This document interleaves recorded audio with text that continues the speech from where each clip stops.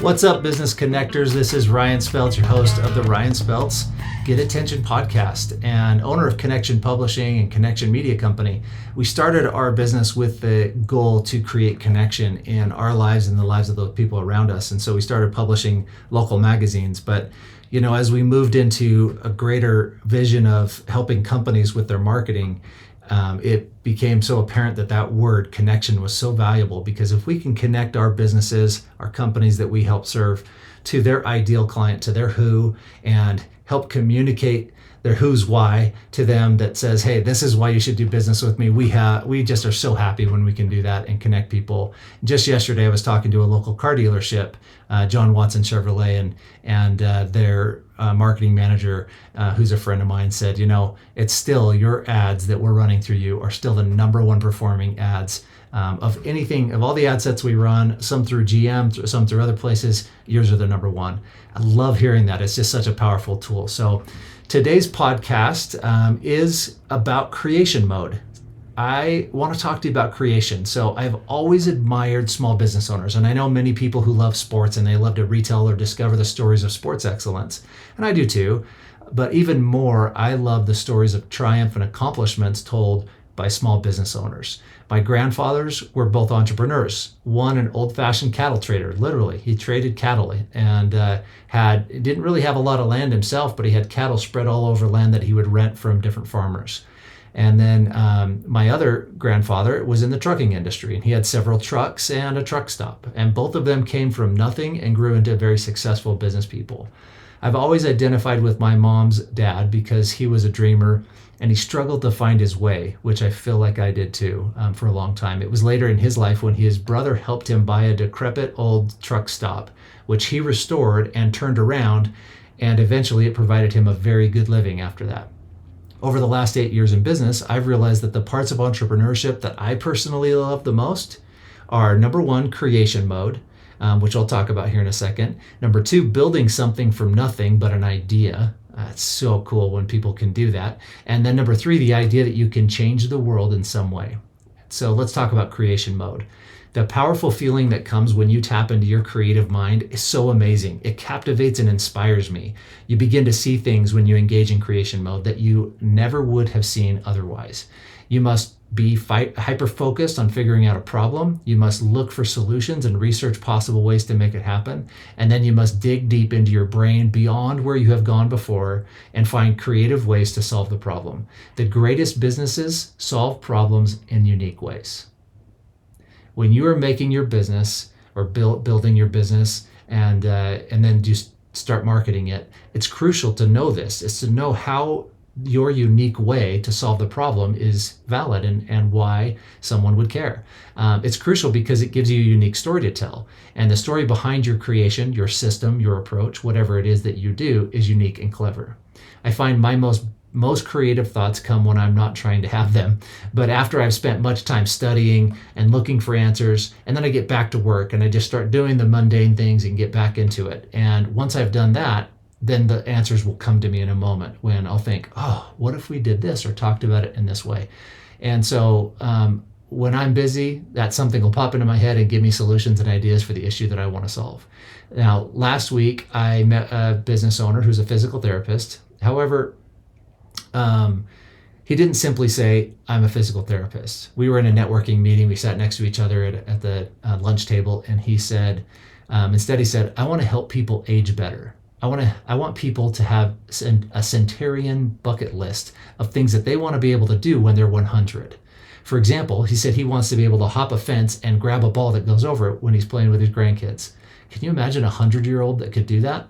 He created a vision for what he wants to change in the world, and he's pursuing it. That's creation mode. To me, he's found a unique thing that he can do, focusing on abilities for an aging population and a unique way to tell the story about it. This process is like a brain exercise, okay? I've never found this type of inspiration and challenge until I had my own business, which very existence revolves around being able to effectively solve the problems of others. If you're struggling with your story or making it unique, I suggest starting with your who and your why. Okay, I have who and why worksheets available at connectionmediacode.com/tools. And you can go in there and there's a who worksheet and a why worksheet. The who is defining your ideal target audience. You can have more than one who if you want, but you need to know who they are and you need to specifically know who they are. And then you need to define your who's why. That's why that who would do business with you. Why would they pick you over all your competitors? What's your unique story? And you can use those to define that. So go visit there. It's 100% free. Don't even ask for an email. You can just download them and use them. Okay. But that's creation mode. Now, the second thing I love about being an entrepreneur is creating something from nothing. I love watching artists perform when they start with this empty canvas and they can just start drawing or start painting and create something incredible or beautiful. I've also always been fascinated with carpenters and builders because it's a skill I don't possess, but I love seeing a home or a building go from the ground up and change the landscape. There's so much detail that goes into building a structure effectively. A business is really the same way. First, you must create something that you can sell. Then you must deliver that product to the market so that people know about it and market it so people know about it. You have to make sure you have a product that you can give, and then you have to tell people about it and then and sell it to them, right? You have to get money for what you're doing. Otherwise, it's not a business. And then next, you must get efficient at selling and servicing that product so you can scale and have enough customers to make a living. It's different than working at a job where someone else has already figured that stuff out. You've got to figure it out yourself. So just like a home that pops up out of the dirt, business owners create something that wasn't there before. They use raw materials, create a product or ideas to serve others. It's special, and I have mad respect for anyone who does it. I love it, in fact. And I have done it, and I count it as some of the greatest accomplishments in my life. It's challenging, but I love it. Now, the third piece of entrepreneurship that I really love is when I feel like what I'm doing could change the world. I think it's the coolest part of building a business. And it's the fact that you likely started with a motivation to fix a problem, right? The idea is to help others to get more of what they want so you can have more of what you want. Zig Ziglar said that. Even if it's in some small way that you change someone's life, you have changed the world. The best inspiration I can find is the idea that I have made a positive impact on those around me, that I have created connection for others. That's really the main goal of what we're doing. That's why we're called Connection Media Company, is that our goal is to help create connection.